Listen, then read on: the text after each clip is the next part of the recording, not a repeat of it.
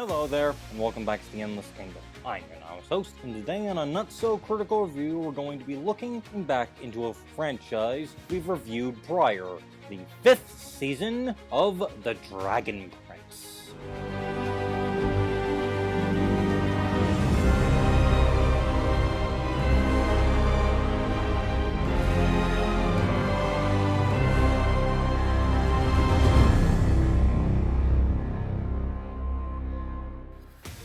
For those of you either unaware or have not watched my prior reviews, The Dragon Prince is a tale of a small group of friends: Callum the human mage, Rayla the elf assassin, Ezran, and Callum's younger brother and king of Katalis, and Soren, Ezran's loyal yet bumbling guard, and their many adventures throughout the magical lands of Zadia.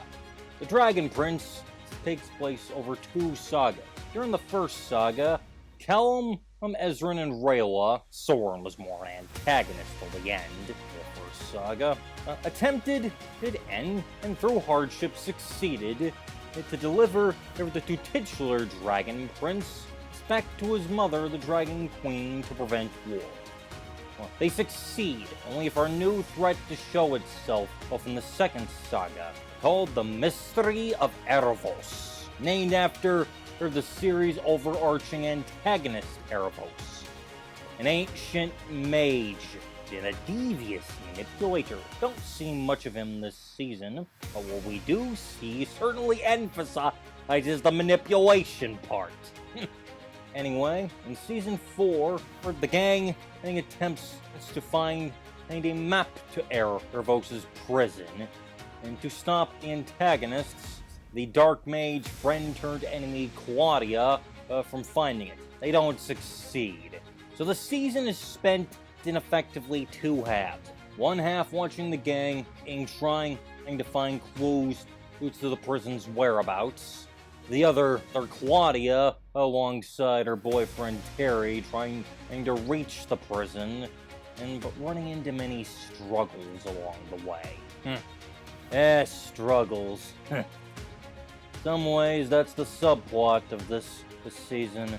Struggles of the past, struggles of the present, struggles of emotional turmoil some characters like Claudia refuse to let go. It's all over the place. Like with Rayla, who during the time between seasons 3 and 4 disappeared, only to suddenly come back. That subject was, for the most part, glossed over during Season 4, but it is brought to a head during one of Rayla's interactions with Callum's Aunt Amaya. Strong soldier type, literally silent since his death.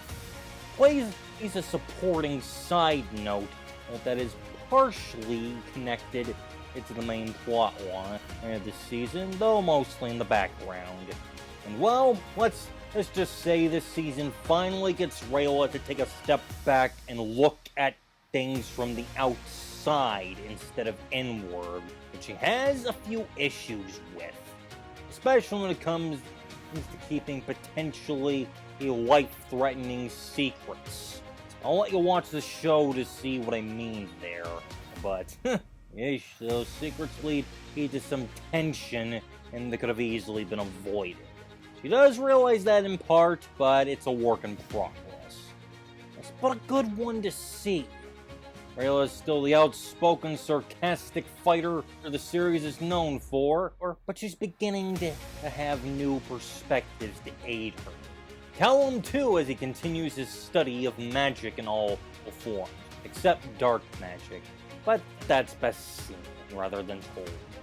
While Ezran, his character is mostly dealing with the struggles of being a king and trying to balance with the fact that he's still 12. Otherwise, he's still the caring kid through and through. So Soren, he hasn't changed. Still the bumbling fellow, but a very nice guy. As for the antagonist of this season, Claudia, well, the events of seasons 4 and 5 have made her a desperate figure. She is so desperate this season to keep what she has and not lose anything else in her life that she'll stoop to any level. Would have crossed the line a few times, and were not for her level-headed boyfriend Terry. Terry, who remains supportive no matter what he does. Dedicated, but leaves you questioning things. Though, as I said earlier, Claudia is more of a side background plot this season. Not a bad thing, but a stark contrast to how things were from the past. The main visible antagonist of the season is one exclusive to this season, a pirate named Finnegrin. And let you watch the show to see him, but frankly, he's what you'd expect from a controlling, iron-fisted pirate. Not much more to say that isn't better left experienced.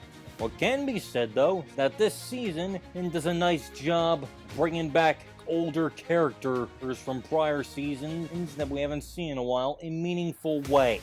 Characters which were important for a time, but never mentioned since. So it's nice to see them there if you've watched the series. If you haven't, there's still a fun addition to be had. And though this season is not without its faults, several elements feel quite abrupt, especially the season's start compared to where Season 4 ended.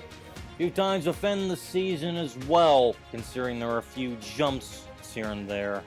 The abruptness, though a little jarring, can be glossed over or without too much issue, probably, but it is still there. Now, there are the faults, if one could call it that, is the lack of real appearance from Lord Viren, the central antagonist of the show throughout the first 3 seasons. He's only really there for one episode, where prior seasons always had him as a regular presence, and here, his appearances are more sporadic than anything. Not sure why, but what appearances he does have are very interesting, and are worth the watch.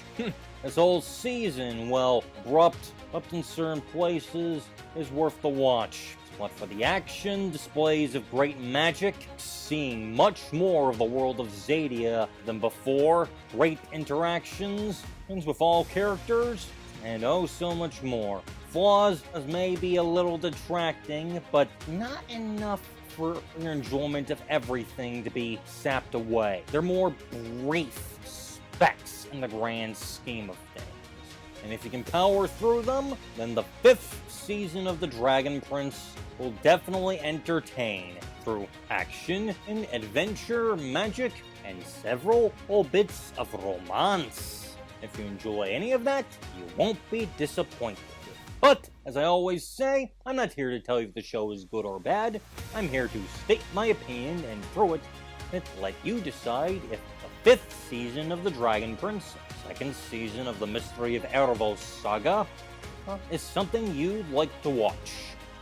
So, if you think the 5th season of The Dragon Prince struck your fancy, you can find it for easy streaming on Netflix, along with the rest of the series if you're so inclined.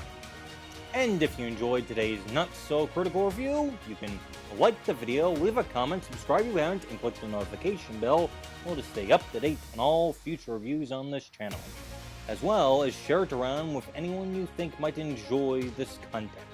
So, until the next not-so-critical review, I've been your anonymous host of The Endless Kingdom, and I wish you all a good day.